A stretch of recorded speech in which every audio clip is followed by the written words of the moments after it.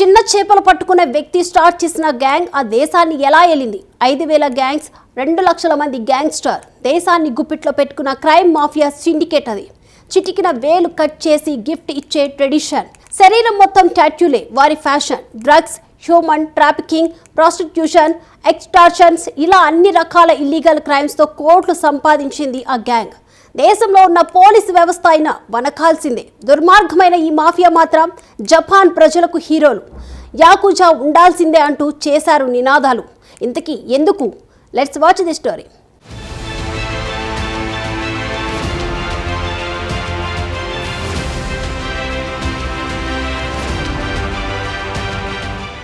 Discipline, futuristic, technology, safe society అనే మారు పేర్లు గల దేశం జపాన్. ఇంతటి బ్యూటిఫుల్ కంట్రీ వెనుక మరో చీకటి కోణం ఉందా అనే ప్రశ్నకు ఈ పూర్తి స్టోరీ విన్న తర్వాత మీకే ఆన్సర్ దొరుకుతుంది. ఈ చీకటి ప్రపంచం తన సామ్రాజ్యాన్ని సైలెంట్గా నిర్మించుకుంది.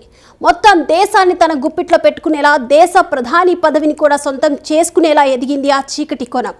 అదే యాకుజా క్రిమినల్ మాఫియా సిండికేట్. 17వ సెంచరీలో చిల్లర దొంగతనాలు, గ్యాంబ్లింగ్ లాంటి నేరాలకు పాల్పడే గ్యాంగులకు పెట్టిన పేరే యాకుజా. స్టిక్స్ రూల్స్ ఫాలో అవుతూ హెమరార్కీలో మాత్రమే ఉండేవి ఇవి.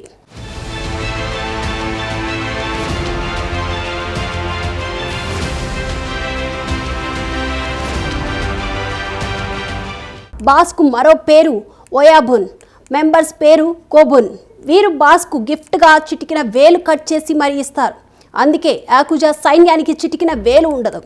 దీని చరిత్ర 300 సంవత్సరాల నాటిది. కానీ 1940 నుంచి దేశాన్ని గుప్పెట్లో పెట్టుకునే స్థాయికి ఎదిగింది ఈ గ్యాంగ్.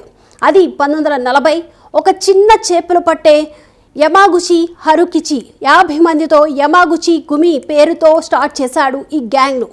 బిల్డర్స్ కాంట్రాక్ట్ పట్టడం, సెక్యూరిటీ పేరుతో హప్తా వసూలు చేయడం వారికి కామన్గా మారిపోయింది.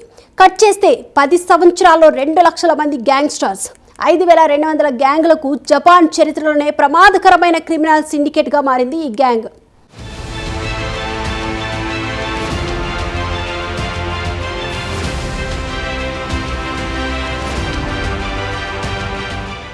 యాకుజా అక్రమ వ్యాపారాలు చేస్తూనే నల్లధనాన్ని తెల్లగా మార్చేవారు.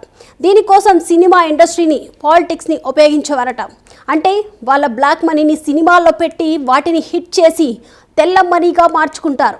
మొత్తం రాజకీయాలను కూడా తన గుప్పిట్లో పెట్టుకుంది ఈ గ్యాంగ్. 1950లో జపాన్లో ఏ పొలిటీషియన్ గెలవాలన్నా, ఎవరు దిగిపోవాలన్నా సరే వీరికి చిటికిలో పని అనేటట్టుగా ఉండేది. వీరి అప్రూవల్ ఉంటే కుర్చీ దిగొచ్చు, ఎక్కవచ్చు.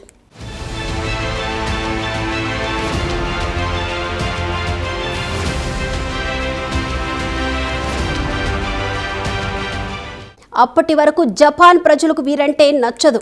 ఈ గ్యాంగ్ అరాచకాలు నచ్చేవి కాదు. కానీ అదే టైంలో చైనా, కొరియా, తైవాన్ గ్యాంగ్స్టర్స్కి చెందిన సాంగోకు చింగ్ గ్యాంగ్ జపాన్కు చెందిన కొంతమంది పోలీసును కిడ్నాప్ చేశారు.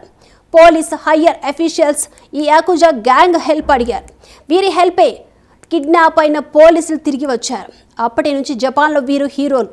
కొందరు కుర్రవాళ్ళకి పోలీసుల కంటే ఈ యాకుజా గ్యాంగ్స్టర్స్ పైనే నమ్మకం ఏర్పడింది. అందుకే కొందరు ఈ గ్యాంగ్లో చేరడానికి కూడా వెనుకాడలేదు. అంతే, జస్ట్ 5 సంవత్సరాల్లోనే 5,200 కొత్త యాకుజా గ్యాంగ్స్టర్స్ పుట్టుకొచ్చాయి. 2 లక్షల మంది గ్యాంగ్స్టర్స్ పెరిగారు. అప్పట్లో జపాన్లోని 47 జిల్లాల్లో 36 జిల్లాలు వారి చేతుల్లోకి వెళ్ళాయి. 1950లోనే లక్షల కోట్ల విలువ చేసే వ్యాపారాలు స్టార్ట్ చేసింది ఈ గ్యాంగ్.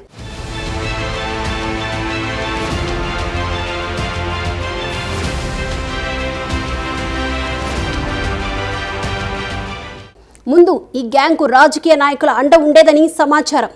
కానీ వారి అండ మనకు ఎందుకు, మనమే రాజకీయాల్లోకి ఎంట్రీ ఇవ్వాలి అనుకుందట ఈ సిండికేట్. అలా పుట్టిందే ఎల్డిపి. 1955లో యమాగుచి గుమి గ్యాంగ్ సొంత రాజకీయ పార్టీని ప్రారంభించి పార్టీ వ్యవస్థాపకుడు, మాజీ యాకుజా సభ్యుడు నొబుసుకే కిషిని జపాన్ ప్రధానమంత్రిగా చేశారు. కానీ 1981లో ఆయన మరణం తర్వాత అసలు వార్ స్టార్ట్ అయింది. తర్వాత నాయకుడిని ఎన్నుకోవడం కోసం ఆ గ్యాంగ్లో అంతర్యుద్ధం మొదలైంది. ఇదే జపాన్లో కల్లోలం సృష్టించింది. ఎక్కడ చూసినా ఫైరింగ్లు, మర్డర్లు జరిగాయి అంటారు యాకుజా గురించి తెలిసిన కొందరు.